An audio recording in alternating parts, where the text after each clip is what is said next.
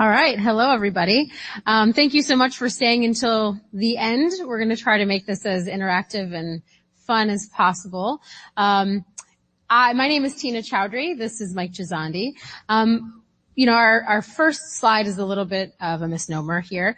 I was initially from George Washington University and Mike from the program director at Northwestern when we submitted these slides, but we've since recently moved on. So I'm currently at St. Joseph Mercy in Ann Arbor that's affiliated with the University of Michigan's residency program, and Mike is starting tomorrow at Stanford as the vice chair of education there. So it's a little bit of a disclaimer right off the bat because we're using all of our stuff from our old institutions, with their permission, of course.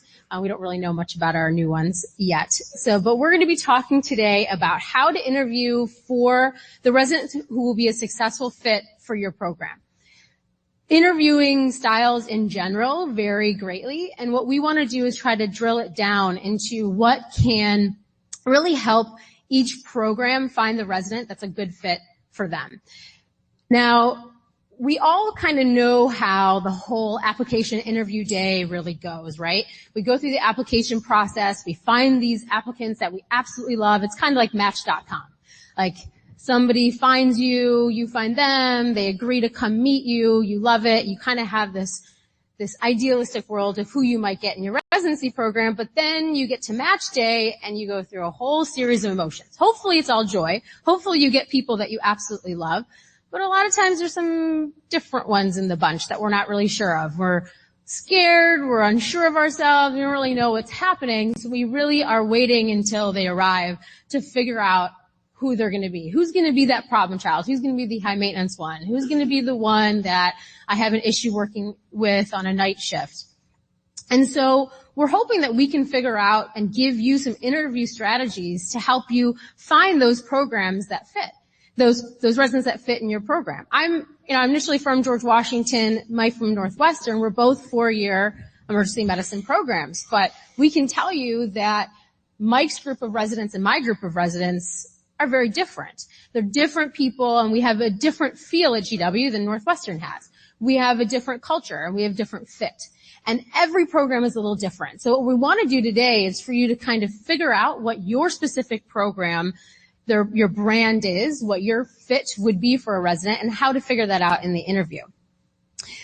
What we're going to be doing is we're going to be talking about applicant characteristics. We're going to be talking about how to borrow from the business world in the interview setting and how to use some of the principles the business world uses in our interviews to find that resident that could be a best fit.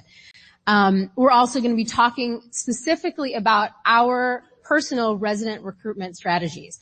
I'm going to be talking about George Washington, and Mike is going to be talking about Northwestern, and we're going to be talking about different strategies that we use, and we're going to give you kind of our interview day and the resources that we use. So we're going to kind of go through that as quickly as possible. Now, this room isn't exactly set up great for small group introductions and collaboration, but as we go through this, as we do this, I want you to be thinking to yourselves about different applicant characteristics, about your own interview days, what you guys do in order to ensure that you're getting those residents that will be the best fit for your program. And if we have some time at the end, we can maybe talk in a larger group at that time. So there's a lot of different applicant characteristics out there. The last group kind of talked a little bit about this, that, you can get in an application a lot of things that you might know or want to know about a resident. What are their board scores? What are their grades? You don't really know about them as a person. We know, as the last group was talking about, Step 1 scores. They correlate to how they're going to do on the in-service. Do they correlate how they're going to do in the ER, what their clinical knowledge is going to be? No, there's a lot of difference. So what we can actually get from the interview is really important. We're trying to suss out pathology. We're trying to suss out other things about how they might fit with us. There's a lot of different trends in residency interviews, and there's a little bit of research about this, but I want to go into the business world. I want to take a step out of medicine and medical research and residency research and figure out what we can do and what we can borrow from the business world into residency interviews. So there's a lot of different types of interviews out there. What we used to do at GW years ago is a little bit more of an unstructured interview. We gave our faculty kind of carte blanche, just very little drilling down of what they needed to do, but really just say, okay, go interview this person for about 20 minutes. And we didn't really get the most insightful responses from our faculty. We weren't really, not everybody in the faculty truly understood what they were interviewing for. They kind of just figured out who they liked, and that's about it. The unstructured interviews has low reliability, low validity, and there's a lot of bias to that. And the problem is, it'd be one thing if we as program directors or APDs were the only ones interviewing, but we have all of our faculty interviewing. Some programs have alumni interviewing or residents or nurses, other people that are interviewing, and they don't exactly know what the job description is, what we as program leadership are looking for in our residents. And what happens is that the unstructured interview often will be reflective of the interview's theories of what the job responsibilities actually are, and not really what we're looking for as program leadership. So there are the structured interviews out there that are a little bit more helpful for us, and this is what the business world often uses. They do, by structuring it or even doing a semi-structured form to your interview, it assists the interview in what questions to ask and how to evaluate, and helps guide them and narrow their search a little bit more during their interview. So there's a lot of different types of components of the interview structure. You can base your questions on job analysis. You can ask the same questions of all the applicants, which is very important in the structured interview, so you're comparing apples to apples. And you limit prompting of the applicant. And you want to do multiple interviewers. You want to make sure that there's some form of an inter-rater reliability, or maybe there's an outlier for that particular applicant itself. You do want to make sure that there's an evaluation of each of the questions that you're asking, or an evaluation of the interview in total, and give you some form of a quantitative view of what that interview was like versus a qualitative kind of general feeling about the person. Again, because we're dealing with faculty and residents and alumni of all varying types of knowledge of what we're looking for as a resident. You have to account for the faculty interview as well. We all kind of know different personalities of our fellow faculty members. What one person might view as a good resident, another person might view as a good resident, it's very different, right? Some people have different oddities in what they think of. And so you have to account for that too as leadership in trying to figure out if that resident is going to be a good fit for your program. So there's different types of questions you can ask in your structured interview. And the question type affects the impression management tactics used by the applicant. So impression management is the type of thing that an applicant can do to you to influence your thoughts about them, how they have you view them. So obviously all of our applicants, or hopefully, they're going to come somewhat prepared for their interview, and they can figure out ways in which to influence what you might like about them. It can be anything from the way they shake your hand to the way they introduce themselves or their pre-made story about their life. It can be anything like that. But there's ways that we can ask questions of them that might influence the type of impression management that we get. There's situational questions and past behavior questions. Both very good, but both give us different things. Situational questions are kind of like, what would you do if? And past behavior questions are, tell me a time when. Past behavior questions are ones that you can actually prepare for. You can kind of self-promote yourself a little bit, which is fine. You can learn a lot by someone about how they might promote themselves or their view of themselves. And I think Mike's going to talk a little bit about that later. And situational questions, it's a little bit more difficult for them to prepare for it, and it actually measures job knowledge. So there's something about telling of themselves and then telling us what they feel the job actually entails.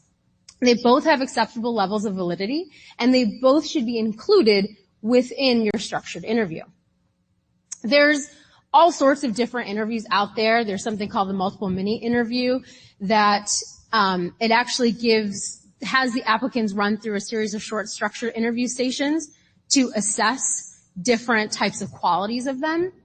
It's very structured, and it has varying levels of use. It'd be one thing if every single program across the country might be using this particular interview, but when one program uses it versus another, it might actually influence the applicant negatively against that program if they're being judged in a certain way. But the MMI can correlate a little bit better with predictors of residency performance if used well. So it's a little bit can be a little bit controversial depending on the applicant itself. The applicants actually want to favor the traditional interviews because the MMIs kind of put them on the spot a little bit more. It's a little bit more nerve-wracking for them. But there's different types of things out there. So when we're talking about employing these business tactics, I want to continue with that thought in terms of using business tactics to figure out how to attract that resident who would be a good fit for your program.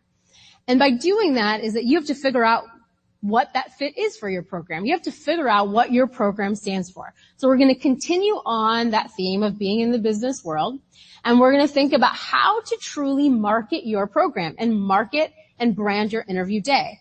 There's something called the 7 P's of marketing.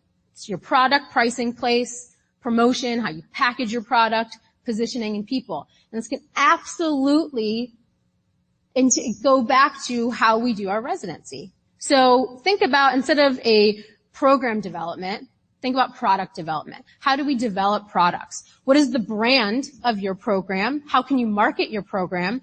And then finally, what is the face or the people of your program? Who do you want as your visible force? And who are your key people who are actually going to sell your program? We all have great programs, right? We all are going to train amazing emergency medicine physicians.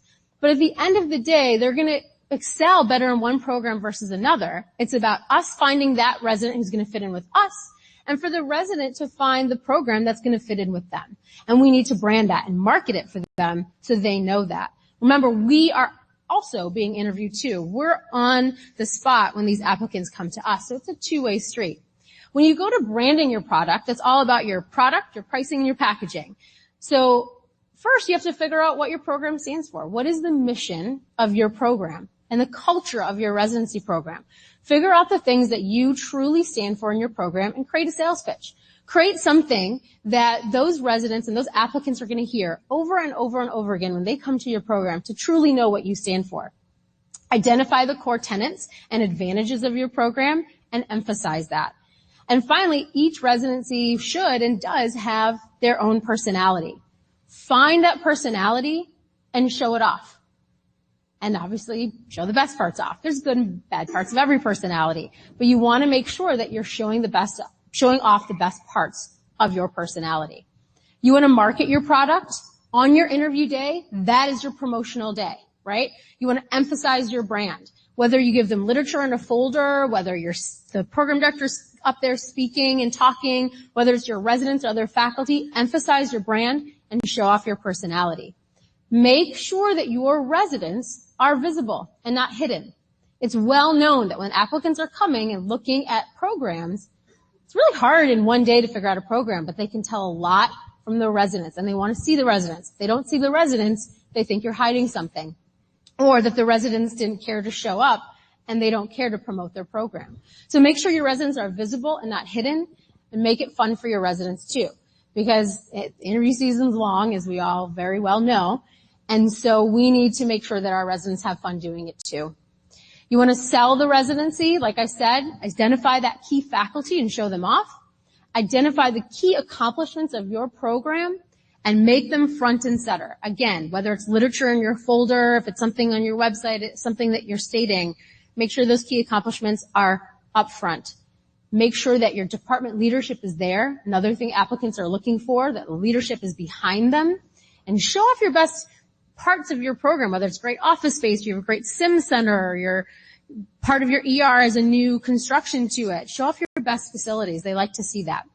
The applicant needs to sell themselves to us, but we need to sell ourselves to the applicants. It's a two-way street, and don't forget that.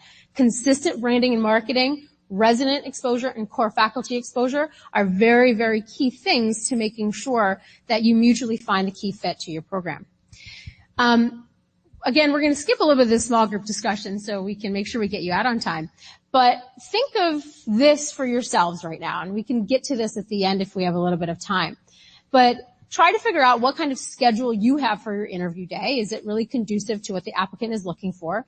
And then think about what are the strengths of your process, and then other things that may not resonate with your applicants or things that you might want to change. What Mike and I are going to do now is we're going to kind of give you the secret sauce of this talk and what we have done at George Washington and at Northwestern and just our interview days and the resources that we've had. It's ultimately you need to, and what we have done in our respective programs is to figure out the brand of our program, identify the key components of the brand, what are your program's individualized aims, what makes your program unique, and really figuring out what type of resident is truly going to be successful in your program. Again, what makes a resident fit for you? So at George Washington, what we did is that we wanted to figure out what were some key components of our program. We have a 4-year program. A big part of our program is to make sure that we have people obviously becoming great emergency physicians, but that we also are giving them a great deal of professional development, and they do need to have some motivation and leadership skills through that. Their 4th year, they're required to do something that we call a mini fellowship. So we need people that are motivated to do so and have interest to do that, maybe coming in, or have a clear plan for that going forward. So some of the things that we thought are very important in our program, characteristics-wise, was motivation, professional development, leadership, and problem solving. And then ultimately, I think across the board, we can all agree that professional and interpersonal communication are also very important, but specific questions don't necessarily need to be tailored to that, but we could assess that during the interview itself. So then we took our 3 main characteristics, that motivation, leadership, and problem solving, and then tried to figure out questions that might actually help to assess that. This is where our structured interview will come into play. So, we looked in a lot of different places. You can look on the internet, personal experience. There's a lot of literature in the business world about this and how to figure out those particular characteristics. And we use both structured and past behavioral questions. And we gave those questions to our faculty. I'm going to show you an example of that in a second. We gave those questions to our faculty, and I told them, you don't have to ask every single one of these questions. You don't even have to ask one of them, as long as you are actually asking a question that assesses motivation or problem solving, whatever their assigned characteristic was, and I'll explain that in a second.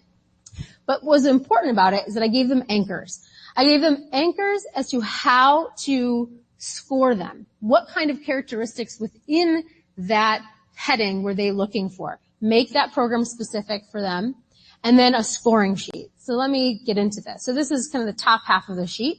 This is our problem solving. So these are questions that are sample questions they can ask for problem solving.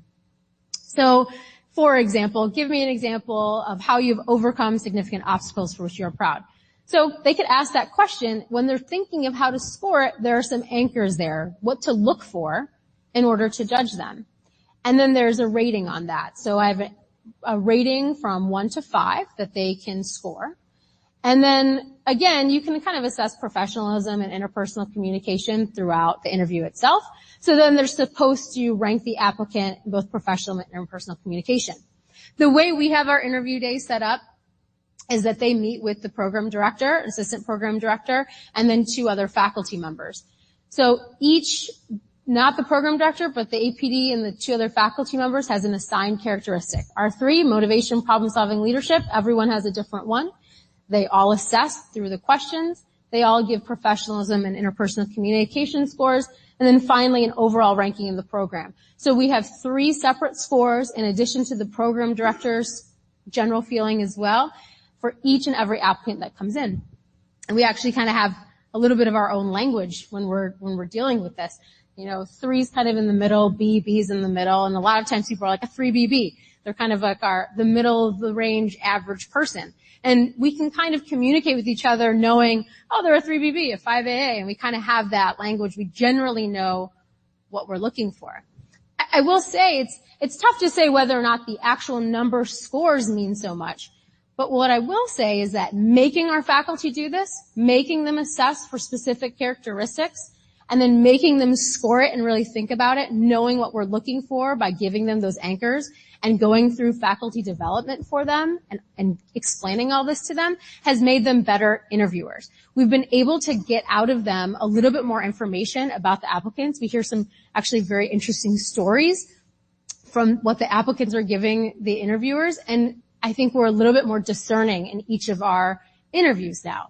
And I think that's very helpful to us when we're sitting down as program leadership and looking at all of our applicants to figure out if this is really going to work. GW faculty prep session. I'm not going to get into this too much because I'd like to get into this at the end. The biggest thing is that you have to have a faculty development session. You have to tell them your process of interviewing, the do's and don'ts of interviewing, and so forth. The biggest pitfall, one of our objectives was the pitfalls of faculty development. I will tell you, the biggest pitfall of a faculty development session is not doing a faculty development session. As long as you do something, if you educate your faculty in general, you're doing something and that's good. Do not assume that people just know what's going on. You know, but they don't. And it's very important that they understand the rules of interviewing and what you're looking for in their interviews. Like I said, this is a semi-structured interview. I tell them they can take their 20 minutes, do whatever they want with it, but at some point they have to assess their assigned characteristic.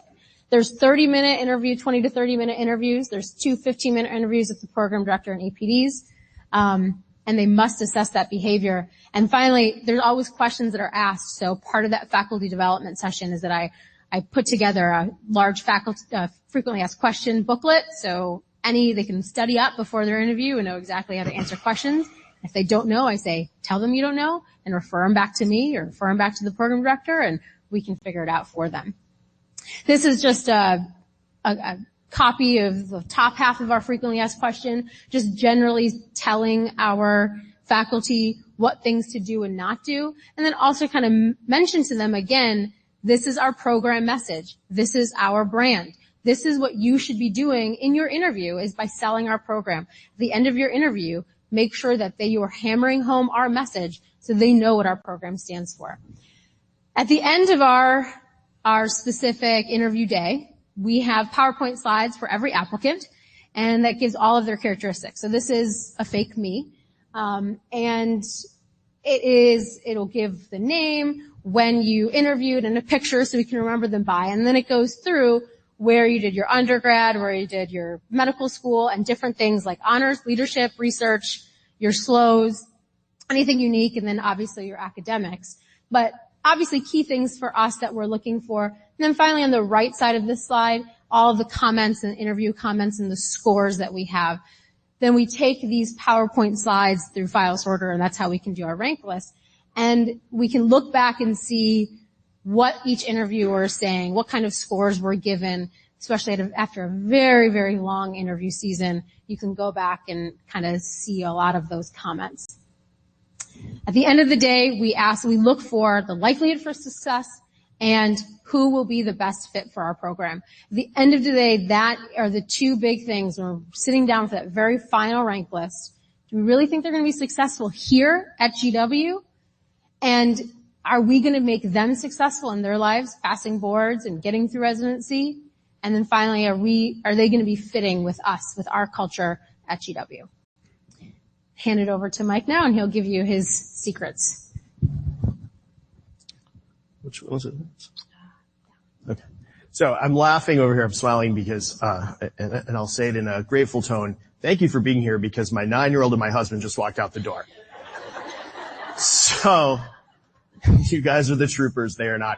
I smiled earlier when I looked at the slide of the Inside Out characters at the beginning and your reactions on match day. We've given this talk numerous times at other places, and as we've prepped our slides, my daughter's in the room once, and she looked at the different characters from Inside Out, and she's like, "Oh, look, there you are, Daddy," and she's pointing at anger. And I was like, "Really? Come on, am I that bad?" She's like, "Oh, it's because you wear a tie." And I thought, well, that's really sweet, except I never wear a tie. So thanks, Abs, for that. And she walked out, and I was going to give her a shout out. All right. So last summer months, I'm just going to show some of the secret sauce from Northwestern. I see several of the faces here from the 560 the other day, and I promise that's what we would do. So Northwestern, I've touted a very academic brand at that place. I expect that folks are going to take a job at a faculty, as a faculty member at another person's shop when they get out. I tell the applicants, we train faculty at other people's schools. Like, that's what we do. 70% of our grads go and take a faculty job. We have to prepare them as such. So we need to look for candidates that are hungry for career development. They will produce scholarship. I had a publication requirement at Northwestern. They must publish to get out. And I held graduation on several of them until they got their whatever, published in whatever journal. But I also wanted really nice people, right? So 4-year program, 10 critical care months, snowy city. There's a lot of other easier ways, publication requirement, a lot of other easier ways to become an emergency physician perhaps than that. So I didn't really want complainers. So I was looking for the anti-millennial, and I asked specific questions about narcissism. And one of the best, I'll just give you one question, validated question to determine who is a narcissist. You ask, are you a narcissist? And narcissists will say, yes, I am. So ask that question. And it works. And then I don't rank them. Our prep session for the faculty, I wanted to get into a little bit. We provide faculty interview questions as well, sample questions. We basically just go around the room. On an average interview day, I would have 9 interviewers, inclusive of myself, some APDs, med ed fellows, alumni interview, chief resident, and then faculty interviewers. I just made sure we didn't repeat the same questions. We used 15-minute interviews. The applicants get 6. And I would structure them in such a way that the first 5 minutes you ask a question, the next 5 minutes you ask another question, the last 5 minutes you reserve for do you have any questions, so that no one began with tell me about yourself and no one began with do you have any questions. And then we just split up the other questions to make sure things weren't being repetitive. I did a prep on illegal and inappropriate questions. I provided them the scoring rubric, which I'll show you. And then I gave them a residency brochure, and I gave them candidate slides as well. So, as I said, these are the folks who are doing the interviews. Never ever lead with, do you have any questions? The students hate that. I would do this as an AM prep session before the applicant interview cycles would begin in the afternoon, and then we would meet at the end of the day. And I think that's very important that you have faculty stick around and you discuss as a group and make sure, the reason you're doing 6 interviews is to find the concordance, right? You want to find 6 folks who agree that this is the person who should be ranked in the top whatever on your list. And, you're looking for that one interviewer who's going to find something out that the other 5 didn't find. So if they just hand in score sheets with numbers and go home, you lose that very critical discussion. I think that's quite important. These are exact copies of various forms that we use. Here are the reminders for interviews. These are a number of the illegal and inappropriate questions, and we reminded them not to ask that, what the format should look like. Here are some of the questions I used, so that we all could at least split up the questions and we didn't have to have any repetition. This is not confidential anymore. That's great. I'm not there anymore. This is our rating sheet. So it was a scale of 1 to 10. And I tried to put a projected rank position and then a descriptor, right? So in the top 20, I was matching for class of 15, right? This is clearly one of the very best people. These should be on we switched this to top 15 in the past year or two. Top 15 on our list. They should be AOA. They should come from a top 25 med school. They should be very professional, well-spoken, no red flags, total concordance of all 6 interviewers. The next, number 9, this next group is almost perfect. If they just had this one little characteristic different, not a red flag, but just one little thing, maybe they weren't AOA, they were an AOA nominee, whatever. And then it kind of went down. And 6 was kind of the last one in on rank day, so I have positions, right? I would get to about 100 on my rank list to get 15. So that generally is where I expected the last one in. And most of the candidates were just great. So we would just give everybody 6s, and I would have to push people not to do that. So I gave them the bottom of the list. And you can sort of see some of the qualifiers I used for unlikely to match. 0 is someone who is offensive or unprofessional. They should be your DNR, right? What's DNR? Do not rank. What's number 1? RCO. Rank for curiosity only. You want to know what dumb fool got stuck with that one at the end? Because if you don't rank them, I don't know which one of you got stuck with them. But that Monday after match is one of my favorite days of the year. All right. We had a 32-page glossy brochure at Northwestern that we had printed at a cost of $1,200 for 300 of them a year. So I would use them for my 180 interviewers and then send them off to residency fairs with my chiefs. This is the cover from 2 years ago. This took a lot of time in the summer. Like, this is what I did last summer. It was what I did last summer with one of my residency coordinators. We updated it every year. It was tough the first year. After that, it becomes almost an annual report for your department and a really good source of information for your interviewers. We too did slides. This is what I looked like before I was a residency director. We took out some key quotes from other people's letters. We would put information about where they went to college and some interesting facts on the bottom. And I would hand these slides out to each of the faculty interviewers, and I went through we would do 12 a day, all 12, click through them all so that everybody would be on the same page. And if there was something that was really interesting, we wouldn't all ask this about the one interesting thing on their file and nothing else. Like someone got to ask about being a circus acrobat. No one else gets to ask that, right? Just one person. So we drilled this down for fit. I think much of this is about coaching your faculty to know what you want. You shouldn't accept bias in order to have fit. That's not what we're trying to say. Fit is different than perhaps the last lecture where we heard a lot about fit equals bias. Fit doesn't equal bias. Fit equals the ability to succeed in the type of program that you set up. And I think that there would be a lot of unhappy people in my program if we didn't say all of the tough challenges that came along with publishing during residency and 10 critical care months and, oh, by the way, it snows like a banshee, right? Like if I didn't come out and say all that truthfully at the beginning, they would be unhappy. And similarly, we need to search for the characteristics that we think are going to make for folks who are going to be able to succeed in that environment. So I'll close there. It's probably time. It's time to go to your planes. Thank you so much for staying. My daughter's gonna get some hell for that at the end of this. Any quick questions before we close? Thanks. It's wonderful to spend time with you guys this week.